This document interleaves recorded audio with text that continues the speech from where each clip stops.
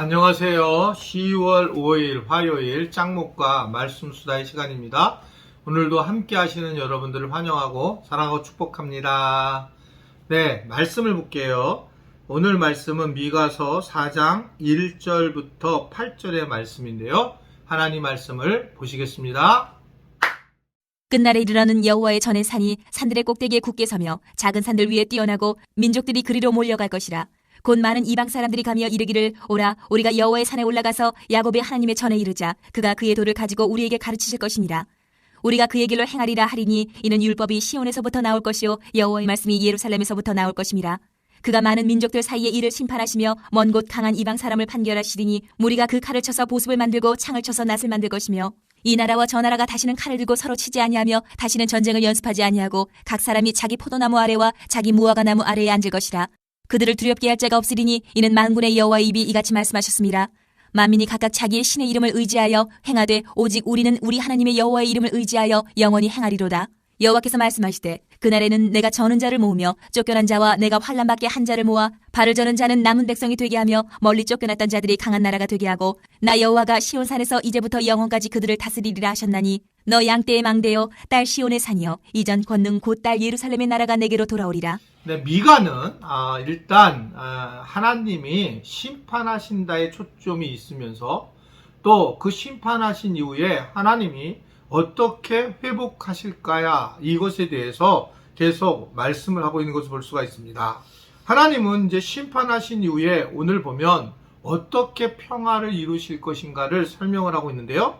심판 후에 마지막 날에 놀라운 일이 일어날 거다라고 말씀을 하세요. 그게 뭐냐면 민족들이 여호와의 산에 이제 모여든다라고 얘기하시고 하나님의 말씀이 예루살렘에 나와 민족들을 가르치면서 그들은 말씀대로 행하게 될 것이다. 말씀대로 행하게 될 것이다.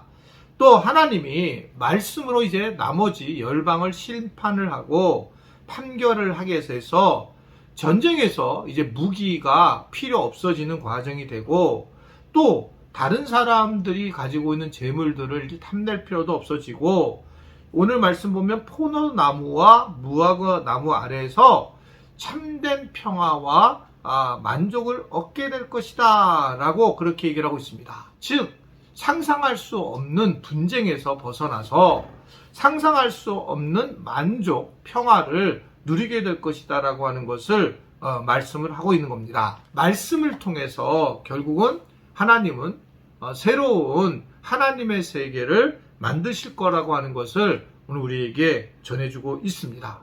물론 우리가 살아가면서 어려운 일이 있게 되고 그 어려운 일을 하나님께서 만져주셔서 회복이 되게 하셨을 때에 그 회복 이후에 나타나는 것이 결국은 이러한 은혜다라고 하는 것을 표현을 하고 있는 거죠.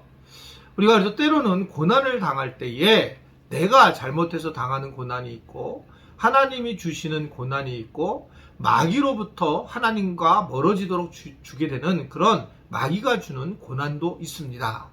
그런데 이 고난 자체를 우리가 잘 넘어서게 되면 그리고 잘 이해하게 되면 오늘 말씀이 자신에게 들어왔던 이스라엘 백성들처럼 우리도 그러한 놀라운 영광 안에 들어갈 수가 있다라고 그렇게 생각할 수가 있는 것입니다.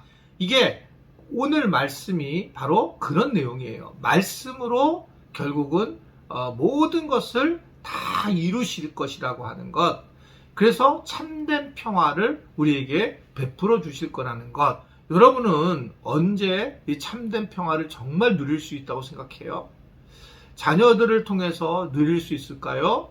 아니면 물질로 누릴 수 있을까요? 젊음으로 누릴 수 있을까요? 무엇으로 누릴 수 있을까요?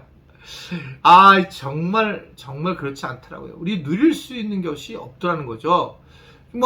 예전에는 이렇게 배가 나오지 않을 줄 알았고, 또 이렇게 살도 찌지 않을 줄 알았고, 눈이 침침해지지 않을 줄 알았고, 잠도 늘 푹 잘 줄 알았어요.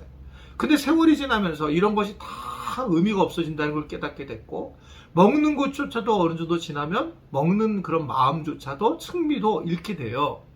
그러니까 이러한 모습들을 읽게 되면서 정말 우리를 만족시킬 수 있는 것이 없다라는 것을 세월이 지나면 점점 더욱더 느껴지고 알게 된다는 거죠.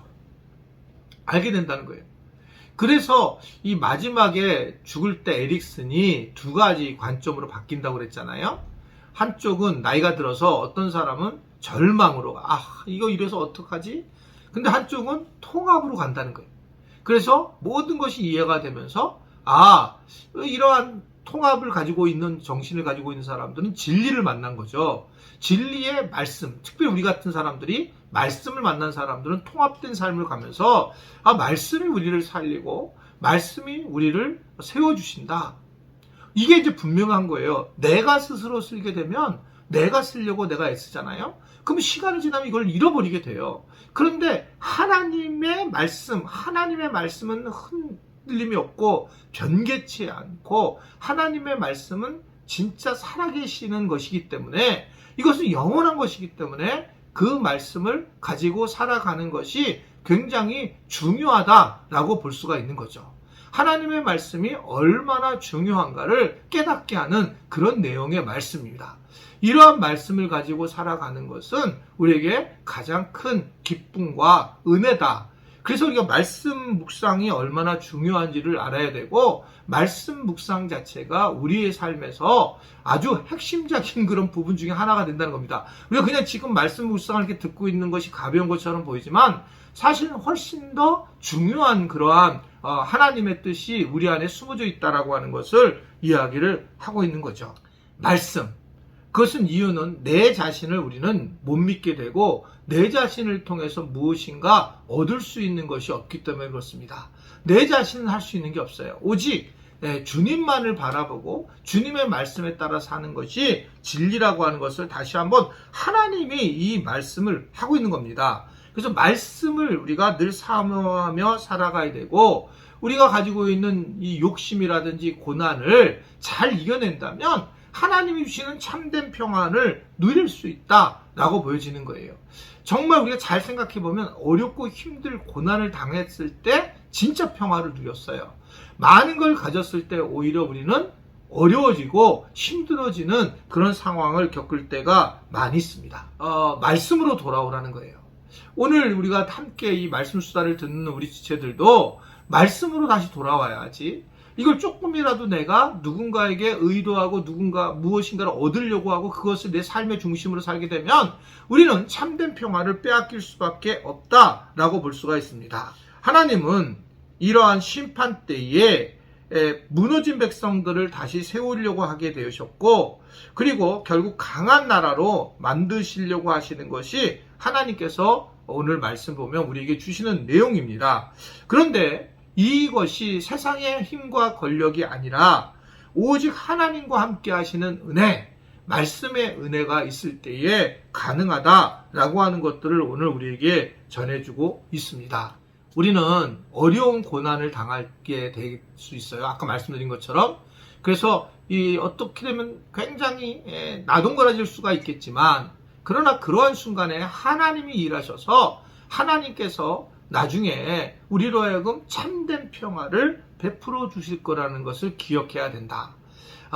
지금 고난을 당하는 분들 잘 이겨내시면 곧 참된 평화, 주님이 주시는 평화를 우리가 맛보게 될 것입니다. 그럴 때는 하나님만을 바라보고 하나님만을 의지하게 되는 거예요. 아무리 힘든 일이 있어도 주님만 바라보는 것이 결국은 우리에게 주시는 은혜예요. 하나님 우리에게 말씀하시는 그런 내용이라는 것을 우리 모두가 알 수 있었으면 좋겠습니다. 그래서 힘들어도 우리가 아픔의 시간이 곧 끝날 것이요. 그리고 나를 새롭게 해주시고 내가 주님 앞에 쓰게 된다는 것을 기억하고 그래서 주님만 바라보게 되는 것을 기억하고 우리 모두가 살아갈 수 있는 우리 모든 지체들이 될 수 있게 되기를 주님의 이름으로 축원해 드립니다. 기도하겠습니다. 하나님 우리에게 고난을 당하는 분들이 계시다면 이 고난 이후에 하나님의 말씀으로 주시는 참된 평화를 경험하게 하시고 말씀이 크게 들리도록